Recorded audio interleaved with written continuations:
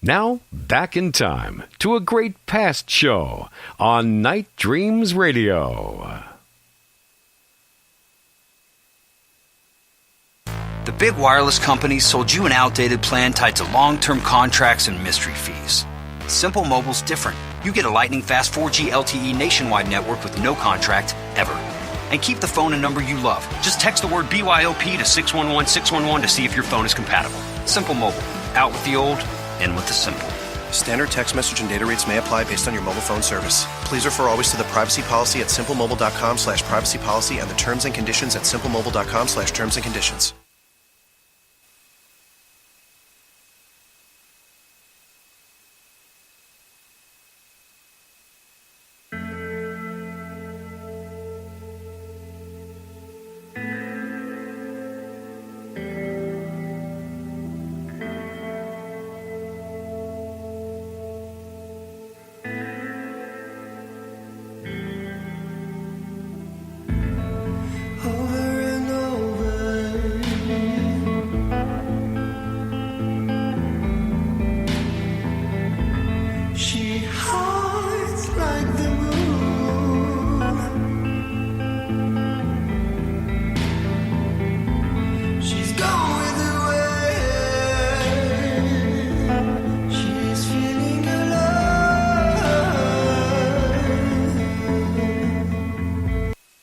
The views, opinions, and representations expressed on the Night Dreams Talk Radio Network and its website are those of the hosts, guests, and participants, and are not necessarily those of or endorsed by the network, its affiliated stations and broadcasts, the management, other hosts, or advertisers of the network.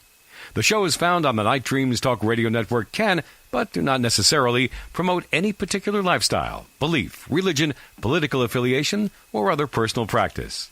These shows are for entertainment purposes only, and are not intended to treat, diagnose, and or claim any cure of disease or condition, or give any medical or legal advice.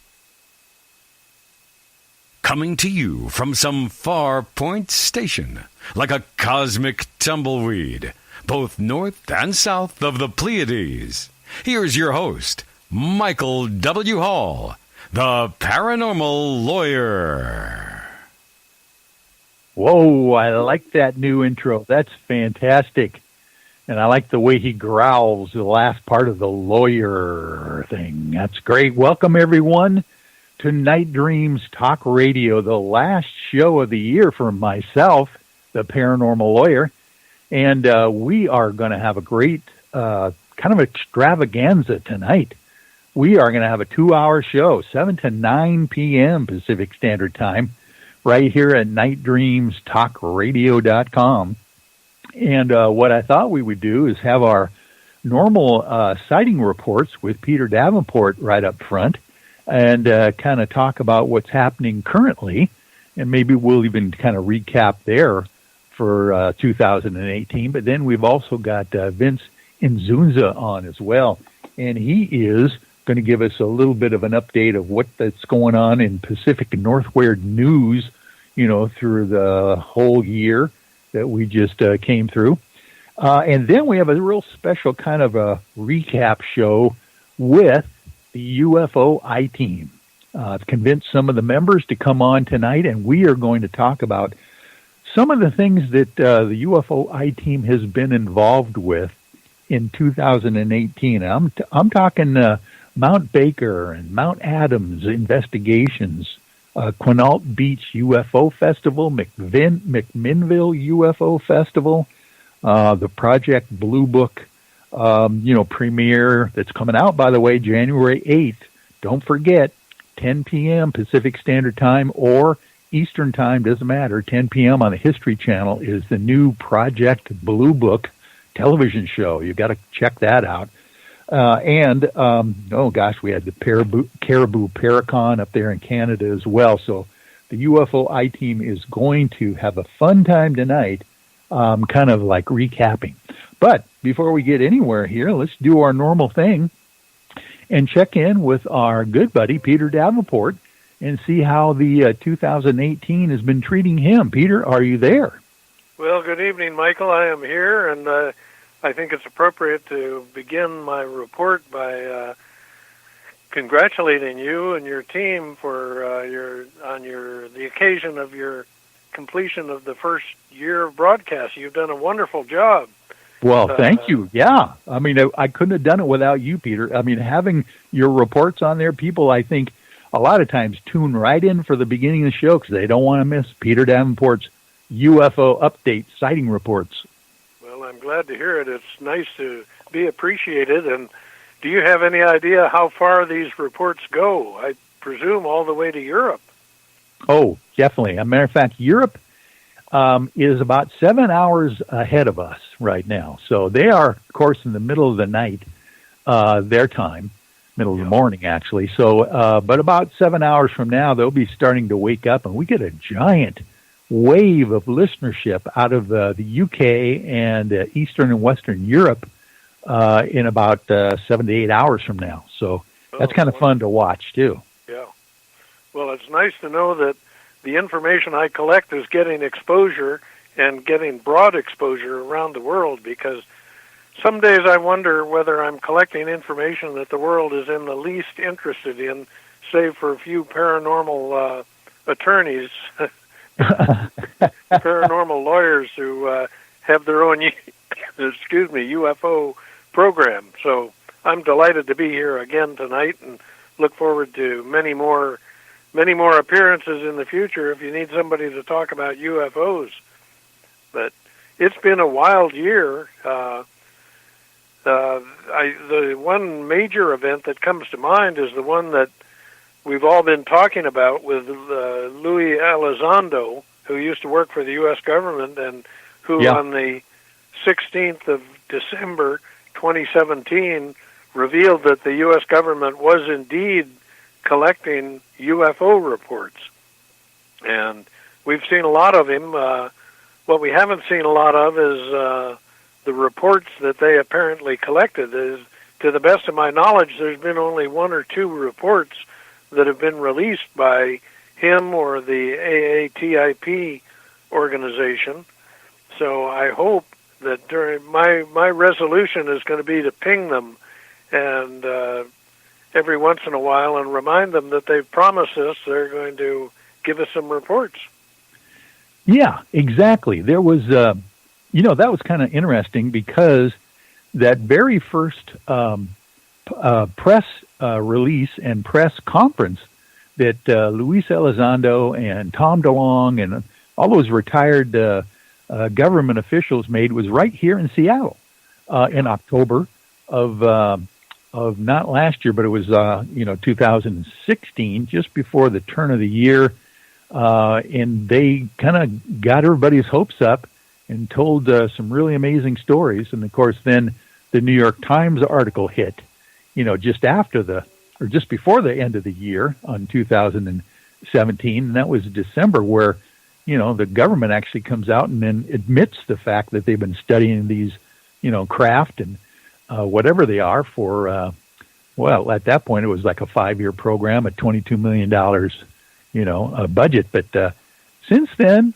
it's been a little few and far between on some of these follow-up reports. So I'm with you. I can't wait to hear if there's going to be something here maybe shortly after the first of the year. Specifically, I'm waiting to find out what those metamaterials were made of that they're analyzing. Robert Bigelow and his crew out there that were working with the ATIP program is supposed to give us a report on what the heck those things were made of. Yeah. I hope they come out with a report. I'm not familiar with that story, or terribly familiar. I've heard of it, but don't know the details. And my reaction to people who claim make grandiose claims is, let's see the evidence, let's see the proof, let's have the beef. Where is the beef? And, exactly. I guess it's maybe a function of my nature combined with the line of work I'm in, talking to people over the telephone all day, every day, and they promise you reports, but only about 20% of the time that an American tells you he'll write out a detailed written report and submit it, do we ever see it, despite repeated pings. So I'm getting a little frustrated in this line of work. People often ask me, how do you become a UFO investigator? They want to do it, and my recommendation to most of them is don't waste your time. It's you earn nothing for your effort, and you collect data that nobody wants to read or look at. So that may sound a little bit pessimistic, but that's based on 24 years of experience in this job. So. Oh my gosh! And you have done this year after year. You've seen holidays and old lang synes come and go, and you still are at this, Peter. First of all, before we get any further, I just want to thank you on behalf of everyone else out there who just admires you and just would not know where to go if we didn't have the National UFO Reporting Center website to go to. And I love that site because you can actually just plug in your own hometown or your state or even the date of the year and try to find out if there's something similar that happened in your neck of the woods that matches what other people have seen. It's just a database that's just huge, and I love it. And thank you for all the work that you've done. Well, you're welcome, and I'm flattered by your kind words, Michael, given the source of them. It's been a lot of work, and it's a labor of love out of concern for the safety of the American people. It appears to me, based on 24 years as having served as director of the National UFO Reporting Center, combined with about another 40 years on top of that, having been interested in UFOs, that we are being visited routinely, and very, very few people have taken this information to heart. They apparently think it's some kind of fiction, but all you have to do, as you point out, is go to our website, start reading some of the reports, and you quickly recognize that a lot of the people who are submitting these reports are very capable people, very good witnesses, reliable and discriminating in what they report, apparently. So I thank you again for your kind words, and I hope people enjoy the material there. So they do. Very important. Yeah. No, it is very important. I can't imagine, Peter, working on a subject. I mean, I was, me, I spent some time in Los Angeles. I was working in Hollywood. I decided to go to law school. I've done some interesting things in my life, but I still can't think of anything more important than the idea of being able to show or at least come close to some kind of concrete proof of whether we are alone in the universe. I mean, it's got to be a noble effort even to try. And my hat's off to ufologists like yourself, and all the folks that have gone before us, even in doing that, because I have a feeling something is coming down the road very quickly here with regards to potential disclosure. And matter of fact, while we got you on the line, we might as well pick your brain here with any new reports we've had since the last time we talked with you, and then maybe we can get into some of the retrospective for the year as well. But anything new that you can report for us? Yeah, I have a report here from it was 5:46 p.m. Pacific time tonight, Ojai, California. I'm sure you know where that is. Yeah. Down in the Los Angeles area. A woman reports that at 5:46 p.m. she witnessed a very bright green object, ball and a tail, that streaked across the sky. She saw it for only about 1 second.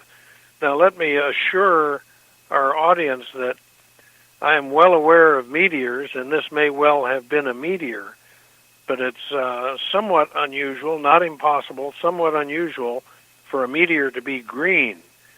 There are two things that my understanding is, I'm not a specialist on meteors, but my understanding is there are two aspects of a meteor that can make it look green when it heats up and incandesces in our atmosphere.